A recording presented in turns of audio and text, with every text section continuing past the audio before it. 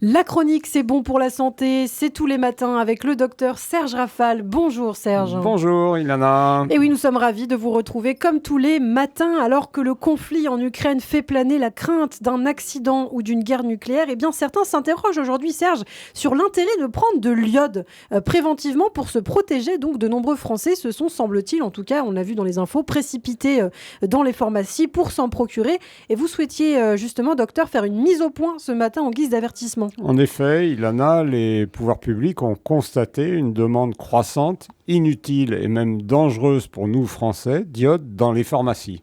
Ils ont par contre confirmé l'envoi nécessaire, lui, de 2,5 millions de doses après l'attaque contre la centrale nucléaire de Zaporizhzhia et l'arrêt de l'alimentation électrique de la centrale de Tchernobyl, avec des conséquences possibles sur le refroidissement des déchets radioactifs. Alors, est-ce que vous pouvez d'abord nous dire un mot, Serge, sur l'iode ? C'est un oligo-élément majeur impliqué dans la synthèse des hormones thyroïdiennes. Leur sécrétion commence dès le début de la vie fœtale, participant notamment au développement neurologique du fœtus et du nouveau-né. Les besoins en iode sont variables selon l'âge, le sexe, les situations physiologiques.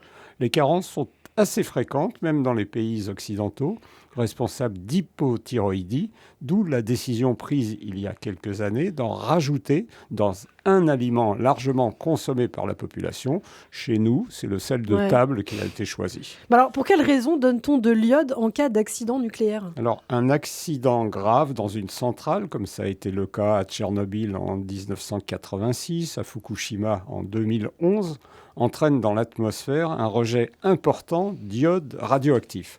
Celui-ci peut alors être inhalé ou ingéré par les habitants vivant à proximité et parfois beaucoup plus loin, leur faisant courir un risque accru de cancer de la thyroïde. On se souvient des polémiques autour du nuage de Tchernobyl qui se serait arrêté à la frontière est du pays.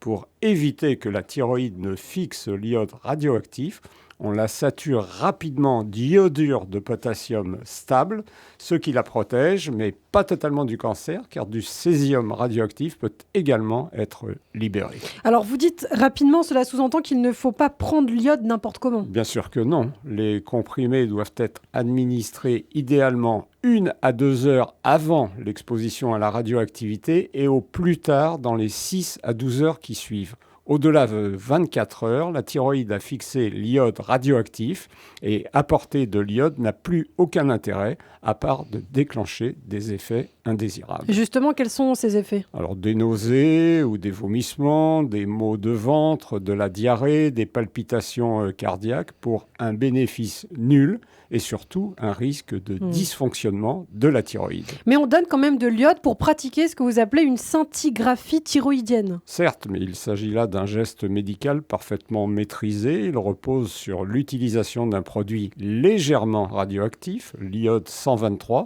qui se fixe électivement en 30 minutes sur la thyroïde afin de rechercher une anomalie fonctionnelle ou morphologique. Une hyperthyroïdie, un nodule, une thyroïdite. Les doses injectées sont très faibles, l'examen n'est pas dangereux, le traceur radioactif s'élimine rapidement dans les urines en buvant beaucoup d'eau. La distribution d'iode à la population française, vous le dites, n'est donc pas du tout pertinente. Pas plus pertinente que d'actualité. Si elle s'avérait nécessaire, elle se ferait dans le cadre d'un plan Orsec confié au préfet, mais pas en automédication ou en autoprescription. Mais il est fort heureusement impossible de se procurer des comprimés d'iodure de potassium. Alors, en conclusion, Serge ? Un scientifique ne peut contrecarrer le progrès par peur de ce que le monde fera de ses découvertes, disait Oppenheimer, le père de la bombe A. Je conçois que la perspective d'un conflit atomique puisse faire flipper, mais il est tout à fait inutile, vous l'avez compris, de vous ruer dans une pharmacie. Prudence et précipitation sont totalement antinomiques. Eh bien, merci beaucoup de le dire ce matin sur Serge Rafal, sur Radio J. Vous me perturbez, Serge, ce matin.